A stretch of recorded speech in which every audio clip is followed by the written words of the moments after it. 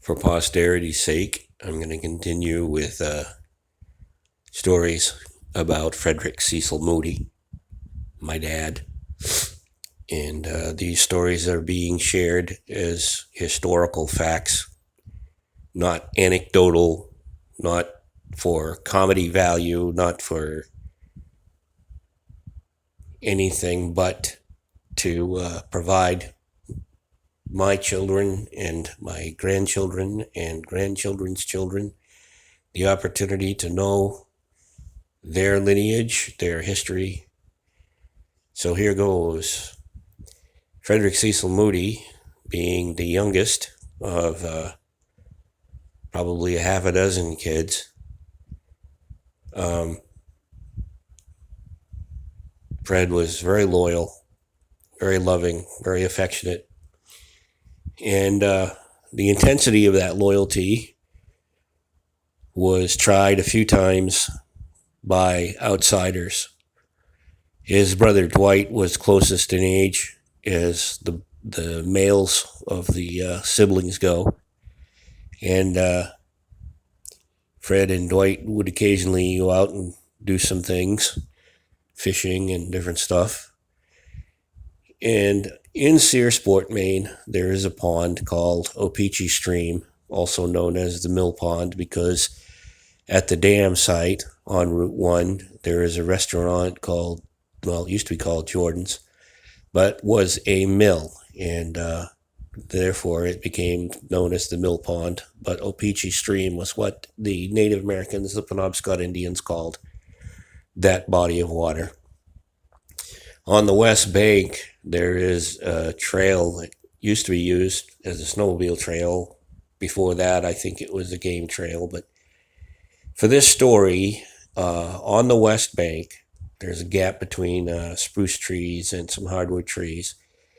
On the embankment was a boat used to row across or row around and enjoy the pleasures of the pond. And at one particular time, my dad was coming back toward town from the Prospect Street side on the trail, and he happened to cross his brother Dwight getting the shit kicked out of him by the two town bullies, the brothers Mallory. And they were doing a number on him. And my dad, being small, ran in and didn't quite know how to help because he wasn't really big enough to go fisticuffs with these guys. But he noticed that that overturned boat on the bank had oars, and he grabbed one of the oars and laid into these boys. And the story goes that he broke the oars over the backs of these boys and sent them running. And that, if Dwight had not intervened, if he had not got between the oars and those boys, my father probably would have killed them. And I'm not kidding. Dad was a ferocious defender of the downtrodden. And that kind of, goes with stories that my dad would tell. Not that he was proud of his fighting prowess, but as he grew, he became a fighter. That story of using the oars, I guess, scared the piss out of him to the point where he needed to learn to actually throw fists. And there were several instances growing up where Frederick, or Freddie, had to throw down. My mother was fond of dancing, Eva, and as they were dating, they would go to dances. My mom was very shy. You would say she was a wallflower, but the reality of it was she wouldn't dance with anyone but Fred. Dance with the one that brung you, as they say. And as Dad would occasionally go to get drinks and, the punch or whatever, he'd come back and there'd be somebody trying to move in on his gal. And Eva wasn't having any part of it. And the more she resisted, the more the guy would be insistent. And 9 times out of 10, that ended up being bad. Because for one instance was the Blue Goose in Belfast on Route 1 heading toward Camden.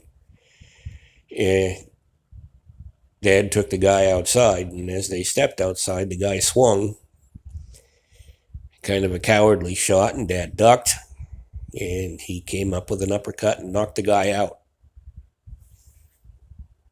The end of the fight.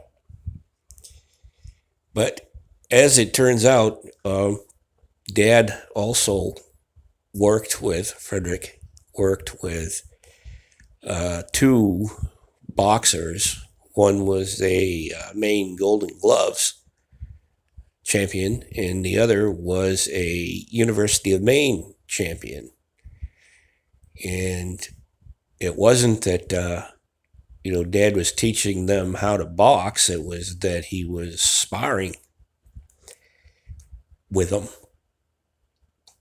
Picked up quite a few tips on how to land a punch to the chin. And, the next story that I'll tell is one I witnessed myself, and my brother Ray, my sister Rhonda, and I had convinced Mom and Dad to take us to Swan Lake. Aunt Helen had a camp on Swan Lake. It wasn't on the waterfront. It was on the other side of the dirt road leading down to the north end of Swan Lake. And as we were going down the road, my mother noticed that there was a car at the camp, and she noticed that it was Dwight. And as I said, Dwight was a drinker. He was a famous alcoholic and prone to get into fights. And my mother said, don't stop, let's just keep going. So Dad drove down to the end, and we went swimming. We were there, I don't know, maybe an hour or 2. And as we were coming back, Dwight had seen them go by, and he wanted Dad to come in and have a drink with him, which would be a bad idea because Dad was also an alcoholic, meaning that once you got him going, he might not stop. And 2, Dwight was very aggressive when he got drunk. So they came out, Dwight and 2 of his buddies. Dwight got on the driver's side of the car, and his 2 buddies were on the passenger side of the car, and they started rocking the car. Come on, Fred, come on in. Just one drink. Come on, Fred. And I never knew this until I saw it happen. We were little. I say 10 years old or less. Meaning me, the baby of the family, and my sister is 2 years older than me, and my brother Ray is 2 years older than her. So, what would that be? 10, 12, and 14 maybe. And my mother was panicking because she knew what was going to happen. And Dwight looked at my father. My father looked in Dwight's eyes. And there was a pregnant pause. And Dad just said, Dwight, tell them to stop now. Yeah. That was the end of it. Dwight called them off, and they retreated back into Aunt Helen's camp, and we drove home. But I later found out that Dad was not a man to be messed with. And loyalty to family was only superseded by loyalty to his wife and kids.